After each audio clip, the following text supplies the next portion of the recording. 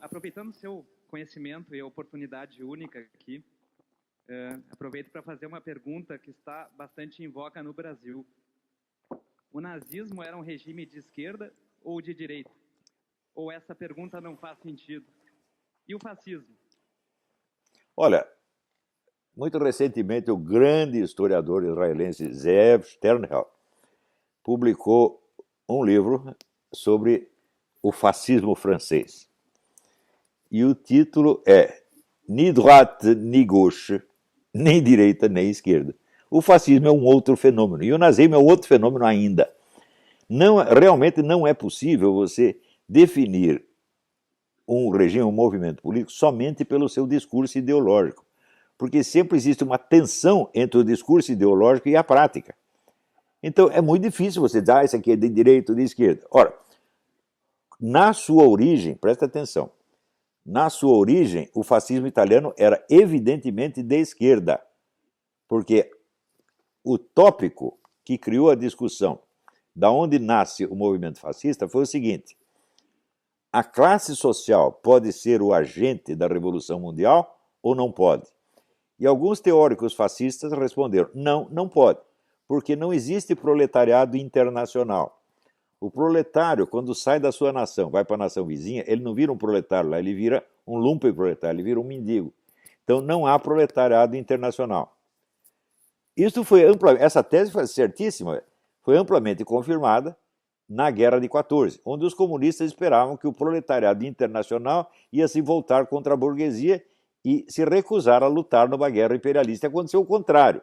O proletariado das nações foi a parte social mais entusiasticamente nacionalista e patriótica que houve. Então, nesse ponto, os economistas fascistas estavam certos. Então, eles disseram, o agente da Revolução Mundial não é o proletariado internacional, mas as nações proletárias.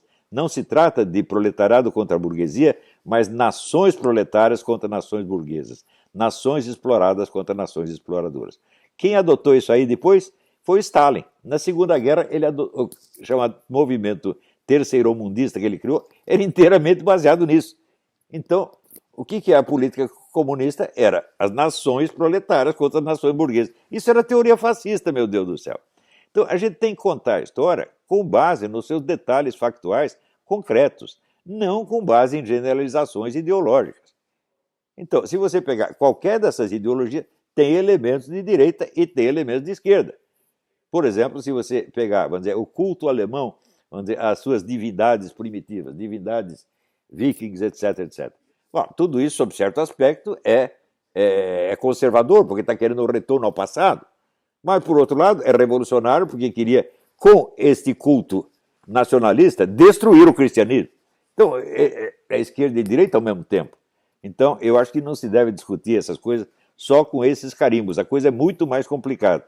Em todo caso, no mínimo, eu sugiro a vocês a leitura dos livros do Zeev Sternhell e, sobretudo, do Emilio Gentile, é um historiador italiano. Não é o Giovanni Gentile. Giovanni Gentile foi um filósofo fascista.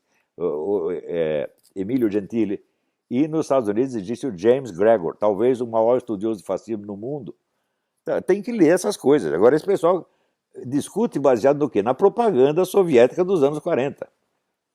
Ora, hoje em dia nós sabemos, e está mais que provado, a tese do Ernest Toppich, de que a Segunda Guerra foi concebida, planejada com 20 anos de antecedência pelo Stalin e que chegou a seus objetivos, essa tese hoje está amplamente comprovada.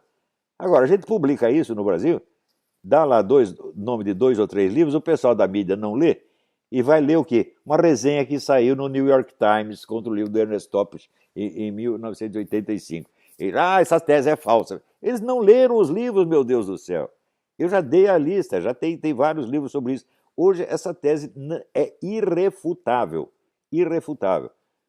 Stalin esperava utilizar os nazistas como tropa de choque, ou como navio quebra-gelo.